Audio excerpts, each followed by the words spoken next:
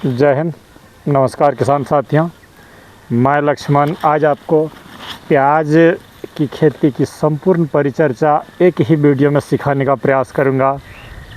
और प्याज ही नहीं, आप प्याज के बहाने खेती की कुछ स्पेशल चीज़ें भी इस वीडियो में सीख जाएंगे।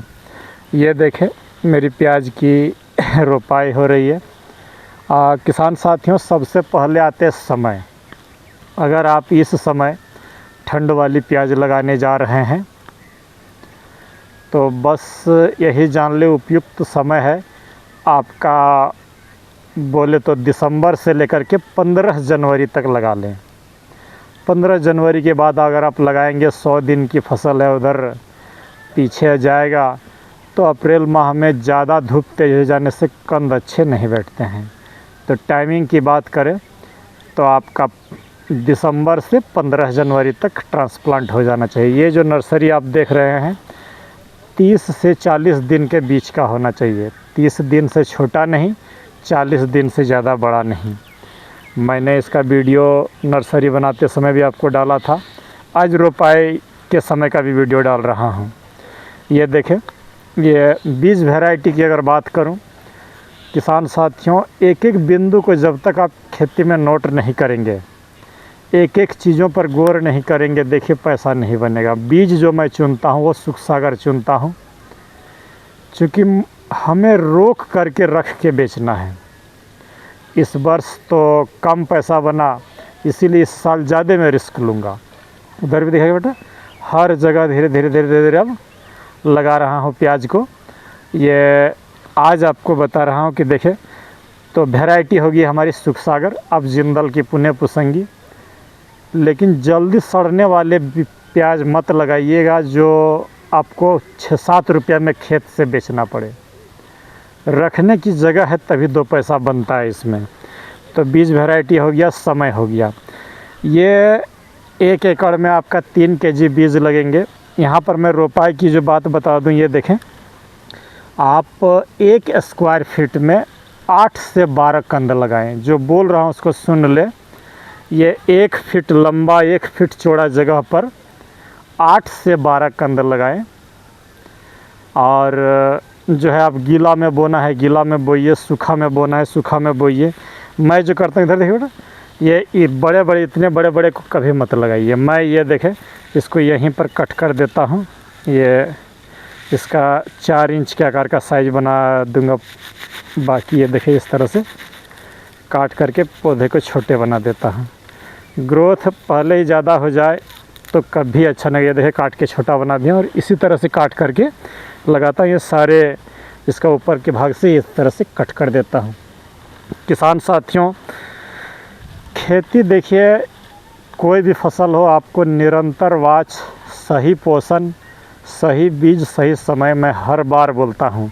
तो समय बता दिया, बीज बता दिया, बेसल अगर आपको डालना है। ये देखिए, मेरा बेसल रेडी है। इधर देखिए ना, ये बेसल रेडी है। आप क्या करेंगे वो मैं आपको बता देता हूँ। आप 1 एकड़ खेत में कर रहे हैं या 1 क्यारी मेरे जैसे छोटा कर रहे हैं, गुना भगा खुद से कर लीजिएगा। 1 एकड़ खेत में इस तरह से 1200 क्यारी बनेंगे। ये जो 1 क्यारी आप देख रहे हैं, इस तरह के 1200 क्यारी होंगे। तो उस अनुपात में गुना भगा कर लीजिएगा फर्टिलाइज़र का। सबसे पहला जो चीज़ है वो है आपका नीम का खल्ली, या महुआ की खल्ली, या करंज की खल्ली, जो सस्ता में मिलता है। यहाँ पर मैं आपको बता दूँ, नीम की खल्ली 30 रुपया से 60 रुपया मिलता है। करंज भी आपका 15 रुपया 12 रुपया तक मिल जाता है। महुआ 10 रुपया से 12 रुपये के बीच में मिल जाएगा। तो मैं कहूँगा कि आप महुआ लीजिए या करंज लीजिए जो सस्ते मिल जाए। कितना लेंगे? तो न्यूनतम 1 क्विंटल, अधिकतम 10 क्विंटल।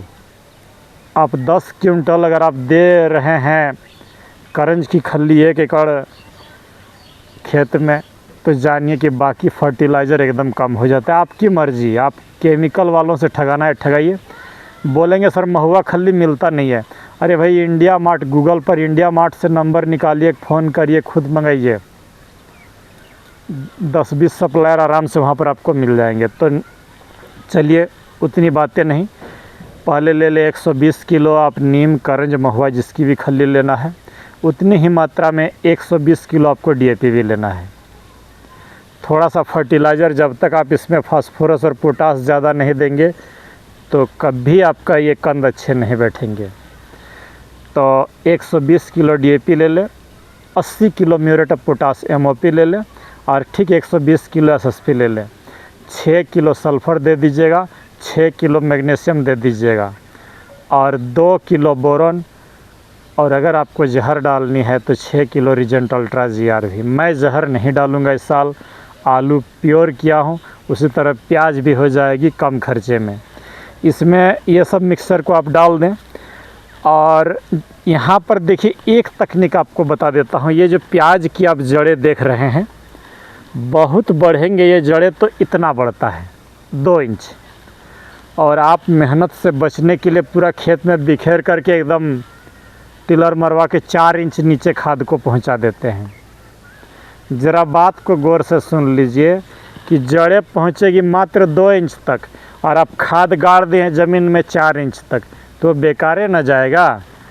तो इसलिए ज़मीन के ऊपरी भाग पर एकदम समान रूप से खादों को फैलाएं ताकि हर जगह 1-2 डीएपी के दाने इसके पौधे के आसपास रहे, एकदम खेती अच्छा होगा। तो ये बेसल दे करके आप ये इस तरह से देखें, 4 इंच बाय 4 इंच पर माने 1 स्क्वायर फीट में 10 से 12 कंद लगा दें। अभी मेरा लग गया है, मैं जो कर रहा हूँ वो आपको बता रहा हूँ। देखिए प्याज की खेती आप किए हैं, 3 चीज़ों पर फोकस करिएगा। सबसे पहला थ्रिप्स को रोकना है, दूसरा नंबर में फंगस को रोकना है और तीसरा नंबर में ये कंद बैठाना है। तो सीधी वे में जब चलेंगे तो सीधी बात, एकदम इधर उधर ज़्यादा झमेला नहीं। ये जो मैं रोपाई कर दिया हूँ, गोबर की खाद आप जितना दे सकेगा, आपकी अगर भूमि जोरगर नहीं है तो गोबर की खाद दीजिए। 3 सूत्र मिर्ची वाले वीडियो में भी बताया था, वही 3 सूत्र इसमें भी लगाएंगे। हाइब्रिड खाद, जदाम सल्फ़र, अंडा छाछ वाले का माने प्रयोग, और बोले तो आपका जीवामृत का प्रयोग। बस इतने में से खेती सुपर हो जाएगी। जदाम सल्फ़र का अगर आप स्प्रे ले रहे हैं तो केमिकल नहीं लगेंगे। तो ये रोपाई करने के बाद मैं दिखा दे रहा हूँ मैं क्या कर रहा हूँ। ये देखें 1 2 3 क्यारी अभी यहाँ पर है। तो इस तरह से पानी आप अपने जगह के अनुरूप लें। ये देखिए 1 मुट्ठी, ये 2 मुट्ठी, ये 3 क्यारी है तो ये 3 मुट्ठी। ये 3 मुट्ठी खाद को इस तरीके से डाल दिया हूँ और इसमें डाल रहा हूँ ह्यूमिक एसिड, वही विशाल सट्टा वाला। ये 3 क्यारी में लगभग, ये देखें ये 40 लीटर पानी है तो इसमें 40 ग्राम ह्यूमिक एसिड ये देखिए इस तरह से डाल दे रहा हूँ।